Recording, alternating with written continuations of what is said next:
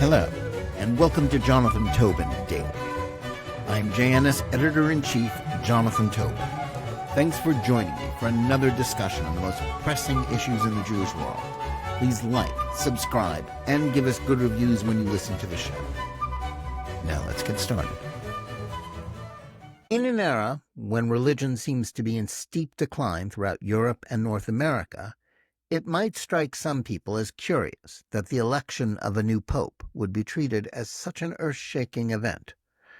But even as secularism increasingly dominates public discourse, the persistence of faith and the attention devoted to the leadership of a denomination so integral to the history of Western civilization as Catholicism is a reminder that some things transcend popular culture, and that is something all people of goodwill should celebrate. So it is understandable that the accession of Pope Leo XIV, the first American pope, should be greeted with universal respect. That should also apply to the Jewish community, which now approaches the papacy with the sort of expectations of understanding and support that would have been unimaginable before the second half of the 20th century. The question is not where the Church stands on the points of contention of the past, but how its spiritual leadership will be deployed in the present. Soviet dictator Joseph Stalin's much-quoted comment in which he derisively asked how many divisions the Pope had in his time is generally and rightfully thought of as a clueless dismissal of the power that can stem from spiritual leadership. The Catholic Church and its new leader face many challenges, not the least the fact that a growing percentage of its estimated 1.4 billion believers are in the Third World rather than Europe or the United States. It must also grapple with the conflicting demands that it be more accessible and modern, while at the same time staying true to its core doctrines. Yet the question is not whether Pope Leo XIV will be able to exercise considerable influence over world opinion on a variety of topics, or whether it will be well-meaning, regardless of where people stand on the issues. Rather, it is whether the Vatican and the Church it leads will play a role in combating one particularly pernicious problem with which its institutions were once closely associated. While we should not assume anything but good intentions from the Pope, it is still apt to ask whether his divisions can or will be deployed to stem the rising tide of anti-Semitism sweeping across the globe, as opposed to merely paying lip service to this plague, or worse, unwittingly abetting it. After the groundbreaking stands of the Second Vatican Council and then the papacy of John Paul II, the historic antagonism between the Church and the Jews as well as the State of Israel was put aside and replaced with a more open and respectful relationship. The publication of Nostra Aetate, the 1965 Catholic Declaration on the relationship of the Church with non-Christian religions, rejected the deicide myth and established a new norm. The assumption that Catholics hated Jews became a relic of the past. That was followed up by the open philo-Semitism of John Paul II and the historic decision of the Vatican to recognize Israel in 1993. That put the unhappy history of relations between the papacy and the Jews firmly behind them. Nevertheless, most Jews and Israelis were disappointed by the Church's somewhat feeble response to the unprecedented increase in anti-Semitism that followed the Hamas-led Palestinian Arab terror attacks in southern Israel on October 7, 2023. To be fair, the late Pope Francis condemned anti-Semitism and the increase in Jew hatred after October 7th. But in the last year and a half, the Vatican appeared as critical of Israel's war of self-defense against genocidal Hamas terrorism as it was in stating its horror about the October 7th atrocities against Israelis.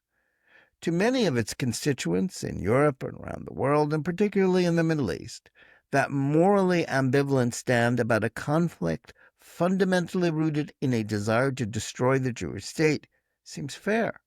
It also conforms to the Church's general opposition to war, no matter the cause or circumstances. So it was not surprising that Pope Leo issued a call for a ceasefire in the Gaza Strip, as well as in the war between Russia and Ukraine, as part of his first Sunday sermon, even though that would essentially allow a terrorist regime to emerge triumphant from the destructive war it began. Even more troubling, at times during the past 19 months, the Church has either seemed to endorse the false Hamas narrative about Israeli war crimes or hearkened back to symbolism that is a reminder of its anti-Semitic past. Some of this is connected to the Church's worries about Middle Eastern Catholics, including the small remnant living under Islamist rule in Gaza, as well as the Latin Patriarchate in Jerusalem, which seems far more interested in promoting anti-Israel Palestinian nationalism than anything else. In this case, an understandable concern for Catholic safety in a region where, outside of Israel, religious freedom is tenuous or non-existent, has most often given way to something far more troubling, a belief that the Vatican's chief obligation there is not to contradict Arab and Muslim hatred for Jews and the Jewish state. That is the context for any discussion about the new Pope and the future of Catholic-Jewish relations. Pope Leo is in a difficult position in speaking out on any issue, let alone one as fraught as anti-Semitism and the global war on Israel. His election has led to a torrent of commentary in which he is being shoehorned into various secular and political debates. That is particularly true in the United States, where some on the left are hoping that he will assume the stance of a spiritual leader to the resistance to President Donald Trump, as, for example, New York Times columnist David French, a rabid never-Trumper, seems to want him to be. In turn, some on the political right are making the same assumption because of his background in advocating for illegal immigrants. Yet his stance on other issues, particularly those relating to traditional morality and gender ideology, may put him on the same side of the aisle as pro-Trump conservatives. All those attempts to inject the papacy into U.S. cultural and political warfare are likely futile. The papal version of soft power can be formidable, but it doesn't translate well into American partisan disputes. That is something that will likely prove to be true even if Pope Leo dislikes Trump or Vice President J.D. Vance, who converted to Catholicism as an adult. The left may fantasize about Leo assuming the same role in aiding their campaigns against Trump that Pope John Paul II had in opposing Soviet despotism in Eastern Europe in the last years of the Cold War.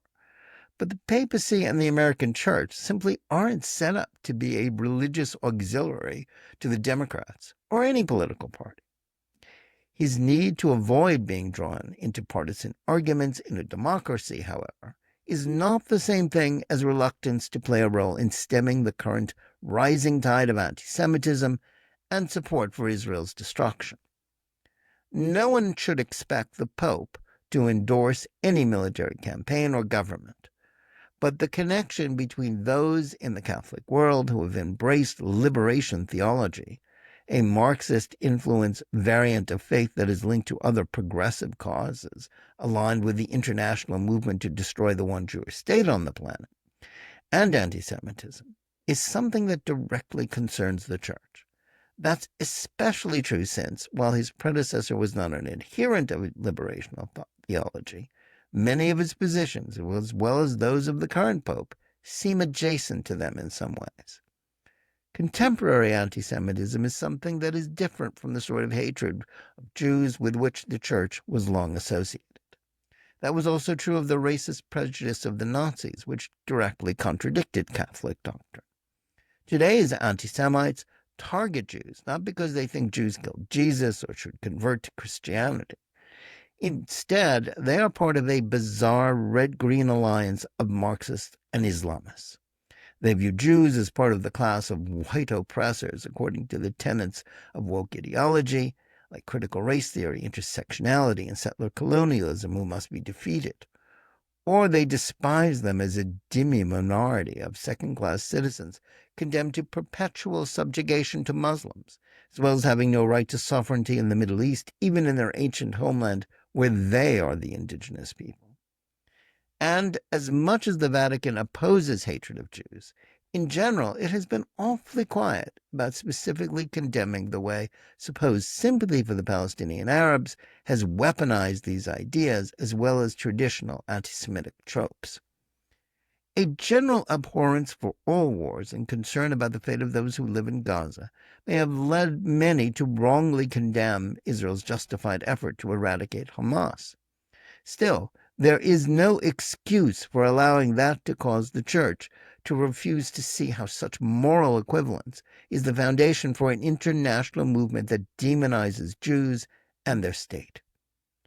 Anyone who comments on the papacy must do so with both respect and deference to its enormous symbolic importance to Catholics, something that transcends politics and culture.